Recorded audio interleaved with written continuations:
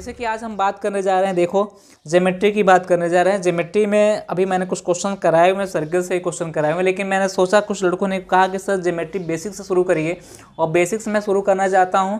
तो ज्योमेट्री की जो क्लास चलेगी हम लोग की क्लास का मतलब कि जो ट्रेनिंग क्लास चलेगी उस ट्रेनिंग क्लास को आप लोग लीजिएगा। लेकिन आज हम बात करने जा रहे हैं एंगल के कुछ क्वेश्चन कराने जा रहे हैं। लाइन और एंगल के कुछ क्वेश्चन हमारे एग्जाम में, एसएससी के एग्जाम में, बाकी अदर वनडे एग्जाम में पूछे गए, उन क्वेश्चनों को कराएंगे। उसके पहले एक छोटा सा इंट्रो वीडियो मैं बनाऊंगा ज्योमेट्री के एंगल के बारे में। एंगल के बारे में थोड़ा सा 5 से 10 मिनट का वीडियो को उसको देख लीजिएगा। उसके बाद मैं क्वेश्चन कराऊंगा।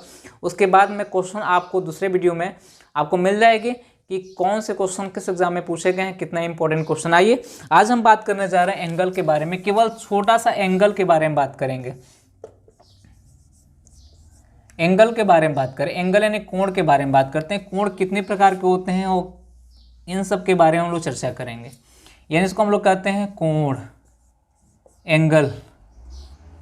एंगल के बारे में बात करते हैं, कोण के बारे में बात करते हैं। तो कोण में देखिएगा, ध्यान दीजिएगा कि एक्चुअली एंगल जो होते हैं, कई लोग कंफ्यूज रहते हैं शब्दों से, कह सकते हैं कि जो वर्ड होता है उससे कंफ्यूज रहते हैं कि क्या हो सकता है। मैं आज आपको पूरा का पूरा सिखाने जा रहा हूँ कि एंगल में कभी भी आप भूल नहीं सकते हैं एंगल कितने प्रकार के होते हैं, कौन कौन से होते हैं, उनको कितने पार्टों में बांटा गया है, इसको आप कभी नहीं भूलेंगे। यहाँ से क्वेश्चन जो आते हैं उसको ध्यान रखिएगा। एंगल के बारे में एक छोटा सा वीडियो हमारे है, उसको पूरा देख के नोट्स बना लीजिएगा। बाकी ट्रेनिंग वीडियो में पूरी की पूरी लाइन एंगल्स, पूरी की पूरी ट्रायंगल, पूरी की क्वाड्रेटर, पूरी की पूरी आप पॉलीगन और सर्किल, पूरी की पूरी हम ट्रेनिंग वीडियो में एक एक वीडियो लेके आएंगे।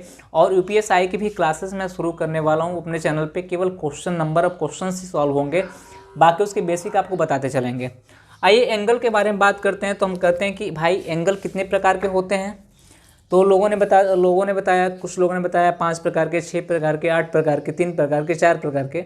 लेकिन आज मैं आपको ईजी करने के लिए, आपकी वर्क को यानी आपके वर्कलोड को ईजी करने के लिए मैं एंगल के बारे में बता रहा हूँ कि एंगल होते हैं 2 प्रकार के। टाइप्स ऑफ एंगल कितने होते हैं? 2 होते हैं। पहला जो एंगल होता है हम लोग का, एंगल होते हैं 2 टाइप के। पहला जो एंगल होता है वो होता है इंडिपेंडेंट एंगल होता है, इन्हें स्वतंत्र कोण होता है। जो दूसरा एंगल होता है वो होता है डिपेंडेंट एंगल होता है। दूसरा होता है डिपेंडेंट एंगल। थोड़ा देखिएगा, इंडिपेंडेंट एंगल होता है और डिपेंडेंट एंगल होता है। इंडिपेंडेंट एंगल में कौन कौन से आते हैं, डिपेंडेंट एंगल में कौन कौन से आते हैं। जैसे कि आप इंडिपेंडेंट और डिपेंडेंट समझ सकते हैं कि अगर इलाहाबाद में विद्यार्थी हैं तो किसी न किसी पे डिपेंड करते हैं, अपने परिवार पे डिपेंड करते हैं। उनको एक पेन खरीदना होता है तो अपने परिवार पे डिपेंड करते हैं, अपनी मम्मी पापा डिपेंड करते हैं कि अगर मुझे पैसा मिलेगा वहाँ से तो हम पेन खरीद सकते हैं। अगर हमको एक पेन खरीदना होता है तो हम खुद पे डिपेंड हैं। अगर मुझे रूम किराया देना खुद पे डिपेंड है तो हम दे सकते हैं। तो इसका अंतर होता है, जैसे कि अंग्रेज़ से हम लोग गुलाम हुआ करते थे और हम लोग डिपेंड करते थे। कोई भी नियम, कोई भी रूल हम लोग नहीं बनाते थे, हम डिपेंड किस पे करते हैं, अंग्रेजों पे करते थे। लेकिन आज इंडिपेंडेंट है, अपने देश के लिए रूल हम खुद बना रहे हैं। तो हम कहते हैं कि एंगल भी 2 प्रकार के होते हैं, एक डिपेंडेंट होते हैं, एक इंडिपेंडेंट होते हैं। और दोनों में कौन कौन से एंगल होते हैं इसको सीख लीजिएगा आज पूरी तरीके से। पूरी वीडियो देखिएगा, बीच में स्किप मत करिएगा, कुछ मत करिए, पूरा वीडियो देख लीजिएगा और देख के बताइएगा कैसा लगा है आपको। कमेंट कर दीजिएगा, कम से कम लाइक करते रहिएगा यार। अजय, डिपेंडेंट एंगल में इंडिपेंडेंट एंगल जो होता है, स्वतंत्र कोण होता है, इसमें पहला एंगल जो होता है, सीखिएगा, न्यून कोण, यानी इसको कहते हैं एक्यूट एंगल। जब न्यून कोण की बात आती है तो न्यून कोण आपसे पूछा है कि न्यून कोण किसे कहते हैं, तो आप कह सकते हैं एक ऐसा कोण जिसमें थीटा का मान 0 डिग्री से क्या हो, बड़ा हो, 90 से छोटा हो, कहलाता है एक्यूट एंगल। यानी कह सकते हैं कि न्यून कोण होता है 0 से बड़ा, 90 से छोटा।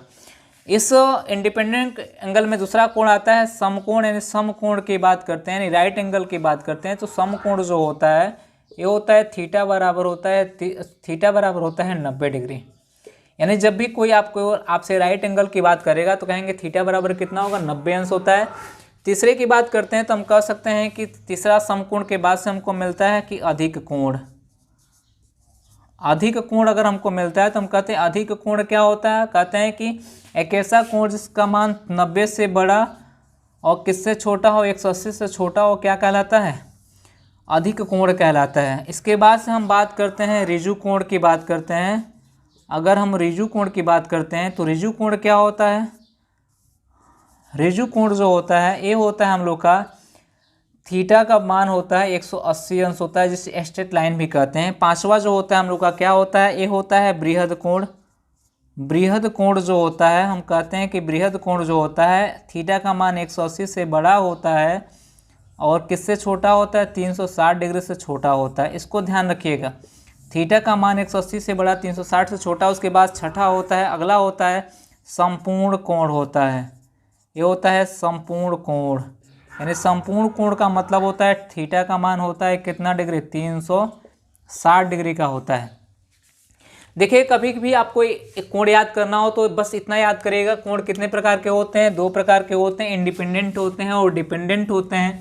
इंडिपेंडेंट में कौन कौन से कोण आते हैं, न्यून कोण आते हैं। न्यून कोण का मतलब जो 0 से बड़ा हो, 90 से छोटा हो। सम कोण यानी राइट एंगल जो होता है, थीटा का मान कितना होता है, 90 होता है। मैं फिगर भी बना दूँ, ये न्यून कोण, ये राइट एंगल, दोनों एक दूसरे पे क्या होते हैं, लंब होते हैं। ये अधिक कोण की बात करते हैं तो हम लोग फिगर भी यहाँ ड्रॉ कर सकते हैं। ये अधिक कोण का भूमिका निभाएगी। ये ऋजु कोण का मतलब एक सीधी रेखा। हम बृहद कोण की बात करते हैं तो हम कह सकते हैं कि इसको हम लोग रिफ्लेक्स एंगल कहते हैं। और संपूर्ण कोण की बात करते हैं तो हम कह सकते हैं क्या हो जाएगा हम लोग का, ये संपूर्ण कोण होगा। यानी इसकी फिगर में मैंने ड्रॉ कर दिया है, फिगर आप लोग देख लीजिएगा। हमने कहा कि जब भी न्यून कोण की बात आपसे कोई करेगा तो आप सीधे कहना जो 0 से बड़ा हो, 90 से छोटा हो, न्यून कोण कहलाता है। सम कोण की बात करेगा तो थीटा का मान 90 हो, सम कोण कहलाता है। अधिक कोण की बात करें तो थीटा का मान क्या हो, 90 से बड़ा हो, 180 से छोटा हो, क्या कहलाएगा, अधिक कोण। ऋजु कोण को इंग्लिश में कहते हैं स्ट्रेट लाइन, यानी सीधी रेखा। थीटा का मान कितना हो, 180 हो। बृहद कोण मतलब होता है इंग्लिश में, इसको इंग्लिश लैंग्वेज होती है रिफ्लेक्स एंगल होता है। थीटा का मान 180 से बड़ा 360 से छोटा होता है, वो बृहद कोण कहलाता है। और संपूर्ण कोण यानी कि उसको कहते हैं कंप्लीट एंगल होता है, थीटा का मान होता है 360 डिग्री। ये होता है हम लोग का इंडिपेंडेंट एंगल, इसको ध्यान में रखिएगा, इसको नोट्स बना लीजिएगा, इसको पढ़ लीजिएगा। उसके बाद डिपेंडेंट एंगल में होता है हम लोग का दो एंगल होता है। पहला होता है, इसको हम लोग कहते हैं कि पूरक, या इसको कह सकते हैं कोटि पूरक, कोटि पूरक कोण। तो हम कह सकते हैं θ1 प्लस θ2 बराबर क्या होता है, θ2 बराबर 90 अंश होता है। यानी θ1 डिपेंड करता है θ2 पे, θ2 डिपेंड करता है θ1 पे। यानी हम कह सकते हैं, इसका अगर फिगर ड्रॉ करते हैं तो हम कह सकते हैं कि ये 90 होगा, कब होगा, यहाँ पे ए है, यहाँ पे सॉरी, अगर फिगर को हम ड्रॉ करते हैं तो हम कहते हैं कि यहाँ पे क्या है, ए है, यहाँ पे ओ है, यहाँ पे बी है। ये क्या हो गया हम लोग का सी। ये होगा अगर θ1, ये क्या हम लोग का भाई θ2। तो हम कह सकते हैं θ1 प्लस θ2 बराबर कितना होगा, 90 डिग्री। यानी θ1 डिपेंड करता है θ2 पे, θ2 डिपेंड करता है θ1 पे। इसीलिए हम कह सकते हैं इस कोण को क्या कह सकते हैं, डिपेंड कोण कह सकते हैं। यानी इसको कह सकते हैं पूरक या कोटि पूरक कोण। और एग्जाम में सबसे ज़्यादा इसी लैंग्वेज का प्रयोग किया जाता है, कोटि पूरक का, क्योंकि पूरक सबको समझ में आता है। कोटि पूरक में थोड़ा सा कन्फ्यूजन होता है, इसलिए हमेशा यूज किया जाता है कोटि पूरक कोण। इसके बाद से दूसरा जो लैंग्वेज होता है वो होता है संपूरक, संपूरक या अनुपूरक, अनुपूरक कोण। और एग्जाम में इस लैंग्वेज का भी प्रयोग किया जाता है कि कुछ लोग कहते हैं कि सर आप संपूरक बता देते हैं, अनुपूरक नहीं बताते हैं। अनुपूरक और संपूरक दोनों एक ही चीज़ है, कुछ अलग नहीं है। पूरक और कोटि पूरक एक ही है, अलग नहीं है। तो हम कह सकते हैं कि संपूरक अनुपूरक की बात करते हैं, हम कह सकते हैं कि θ1 प्लस θ2 बराबर कितना होगा, 180 डिग्री होगा। तो क्या कहलाएगी भाई, यानी θ1 डिपेंड करता है θ2 पे, θ2 डिपेंड करता है θ1 पे।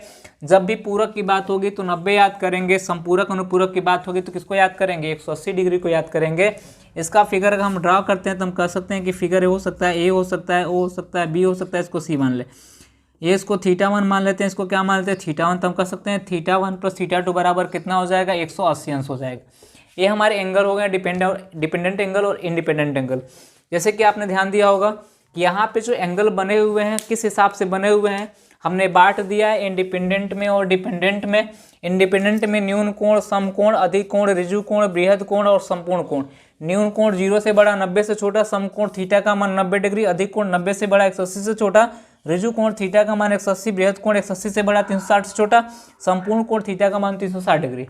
और यहाँ पे डिपेंडेंट एंगल में पूरक कोण, कोटि पूरक कोण होता है। θ1 θ2 बराबर कितना होता है, 90। संपूरक अनुपूरक क्या होता है, θ1 प्लस θ2 बराबर कितना होता है, 180। इसी को आपको याद रखना है, इसी बेस पे हम क्वेश्चन कराएंगे।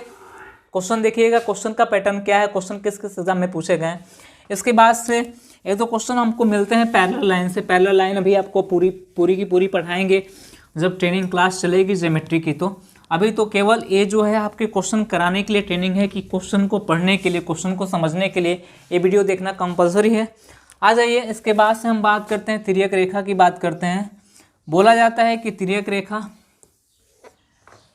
यल और क्या है हम लोग का, यल और क्या है हम लोग का, यम है, यल है और यम है। तो बोला जाता है कि यल और यम क्या है, यल पैरेलल यम, यल और यम क्या है, समांतर रेखा है। तो हमने कहा कोण की बात करते हैं तो एक कोण बनेगा, एक कोण बनेगा एक कोण बनेगा 2, एक कोण बनेगा 3, एक कोण बनेगा हम लोग का 4, एक कोण बनेगा 5, एक कोण बनेगा 6, एक कोण बनेगा 7, एक कोण बनेगा 8। यहाँ हम बात करते हैं यहाँ पे कितने कितने कौन कौन से कोण होते हैं। पहला बात करते हैं हम लोग, पहले कोण की बात करते हैं, हम कह सकते हैं कि क्रॉसपॉन्डिंग एंगल यानी संगत कोण। संगत कोण कौन कौन से होते हैं और संगत कोण आपस में अलग अलग बराबर होते हैं। एक को लेते हैं और 5 को लेते हैं। एक कोण 1 की वैल्यू जितनी होगी उतनी ही कोण 5 की वैल्यू होगी, यानी कोण 1 बराबर कोण 5, और कोण 2 बराबर हो जाएगा कोण 6, कोण 3 बराबर कोण 7, कोण 3 बराबर कोण 7, और कोण 4 बराबर कोण 8। एक कोण क्या कहलाते हैं, हमारे संगत कोण कहलाते हैं। ध्यान रखिएगा, कोण 1 की वैल्यू अगर हमें 50 डिग्री मिली है तो कोण 5 की वैल्यू भी 50 डिग्री मिलेगी। कोण 2 की वैल्यू अगर 50 मिले तो कोण 6 की वैल्यू भी 50 मिलेगी। कोण 3 की वैल्यू 40 मिली है तो कोण 7 की वैल्यू भी 40 मिलेगी। कोण 4 की वैल्यू 80 मिली है तो कोण 8 की वैल्यू 80 मिलेगी, बशर्ते क्या होनी, समांतर रेखा होना चाहिए। इनसे कहते हैं संगत कोण आपस में अलग अलग क्या होते हैं, बराबर होते हैं। उसके बाद दूसरा हो जाता है हम लोग का अंतः एकांतर कोण। मैं लिख दे रहा हूँ सामने, अंतः एकांतर कोण। ये भी अंतः एकांतर कोण आपस में अलग अलग बराबर होते हैं। अंतः मतलब अंदर का, एकांतर मतलब एकांतर। जब 3 को लेंगे 4 को छोड़ेंगे, किसको उठाएंगे, 6 को उठाएंगे, यानी कोण 3 बराबर क्या हो जाएगा, कोण 6। और जब कोण 4 को लेंगे, कोण 6 को छोड़ेंगे, कोण 5, यानी ये कोण आपस में अलग अलग क्या होते हैं, इसको हम कहते हैं अंतर एकांतर कोण। कोण 3 की जो वैल्यू होगी कोण 6 के बराबर होगी, कोण 3 की वैल्यू कोण 6 के बराबर, कोण 4 की वैल्यू कोण 5 के बराबर होगी। थोड़ा ध्यान रखिएगा, इसको अंतः एकांतर कोण कहते हैं। इसके बाद तीसरा हमको मिलता है बाह्य एकांतर कोण। इसके बाद हमको मिलता है बाह्य एकांतर कोण। एकांतर कोण यानी बाह्य एकांतर कोण जो होता है हमारा क्या होता है, बाह्य मतलब बाहर की बात कर रहे हैं तो 1 को लेंगे तो 2 को छोड़ेंगे तो किसको लेंगे, कोण 1 बराबर कोण 8, यानी कोण 2 बराबर क्या होगा, कोण 7 होगा। इसको हम कहते हैं बाह्य एकांतर कोण। यानी कोण 1 की जो वैल्यू होगी वो किसकी वैल्यू होगी, कोण 8 के बराबर होगी। कोण 2 की जो वैल्यू होगी कोण 7 के बराबर होगी। इसको याद रखिएगा, संगत कोण, अंतः एकांतर कोण, बाह्य एकांतर कोण। उसके बाद हम कह सकते हैं शीर्षाभिमुख कोण।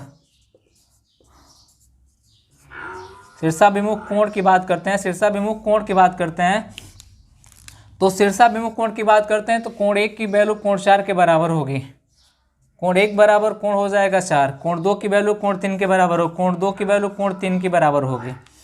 फिर कोण 5 की वैल्यू कोण 5 की वैल्यू कोण 8 की वैल्यू के बराबर हो, कोण 6 की वैल्यू कोण 7 की वैल्यू के बराबर हो। इसे कहते हैं शीर्षाभिमुख कोण। यानी एक कोण भी आपको याद रखना पड़ेगा। और एक कोण जब आप पढ़ेंगे ज्योमेट्री की ट्रेनिंग क्लास, उसको बहुत बेहतर तरीके से आपको पढ़ाएंगे। भी क्वेश्चन कराना है इसलिए इसको नॉर्मल तरीके से हम पढ़ा रहे हैं, बस क्वेश्चन का पैटर्न देखिएगा। हमने कहा अंतः एकांतर कोण जब भी बात होगी, पहले हम संगत कोण की बात करते हैं। संगत कोण कौन होगा, 1 होगा, 5 होगा, 2 होगा, 6 होगा। फिगर बना के स्पष्ट समझ लीजिएगा, 3 होगा, 7 होगा, 4 होगा, 8 होगा, अंतः एकांतर कोण होगा। उसके बाद संगत कोण होगा। अंतः एकांतर कोण जो अंदर के कोण हो, एकांतर मतलब 1 को छोड़ के, 3 को लेंगे, 4 को छोड़ेंगे, 6 को उठाएंगे, 4 को लेंगे, 6 को छोड़ेंगे, 5 को उठाएंगे। 3 कोण 3 बार कोण 6, कोण 4 बार कोण 5। बाह्य एकांतर कोण की बात करते हैं तो हम बाहर के कोणों के 1, 2, 8, 7 को लेंगे, यानी 1 को उठाएंगे, 2 को छोड़ेंगे, 8 को लेंगे। कोण 1 बराबर कोण 8, कोण 2 बराबर कोण 7। शीर्षाभिमुख कोण 1, 4, 2, 3, 5, 6, 7, 8। उसके बाद हम लीनियर पेयर की बात करते हैं। देखिएगा, एक कोण और कोण 5 और 3 की वैल्यू होती है 180 डिग्री हो जाएगी। कोण 4 और कोण 6 की वैल्यू कितनी हो जाएगी, 180 डिग्री हो जाएगी। कोण 1 और 2 की वैल्यू कितनी हो जाएगी, 180 हो जाएगी। कोण 7 और 8 की वैल्यू कितनी हो जाएगी, 180 हो जाएगी। कोण 5, 6 की वैल्यू भी कितनी हो जाएगी, 180। कोण 3, 4 की वैल्यू भी कितनी हो जाएगी, 180। इसे हम लोग कहते हैं लीनियर पेयर यानी रेखीय युग्म कहते हैं। जब इन टाइप के क्वेश्चन मिलेंगे, इस क्वेश्चन को एकदम स्पष्ट नोट कर लीजिएगा, 1-2 बार सोच लीजिएगा किसकी किसकी वैल्यू कितनी होगी। उसके बाद हम लोग बात करेंगे नेक्स्ट वीडियो में। अगर ये पसंद आया तो लाइक कर दीजिएगा और शेयर करिए कम से कम। अब आप बात करेंगे नेक्स्ट वीडियो में कि क्वेश्चन किस अकॉर्डिंग से पूछा गया और क्वेश्चन का पैटर्न क्या होगा, उस क्वेश्चन को हम लोग कैसे करेंगे। आइए देखते हैं अगले वीडियो में। आज के लिए इतना ही, फिर मिलते हैं हम लोग नेक्स्ट लेक्चर में। धन्यवाद।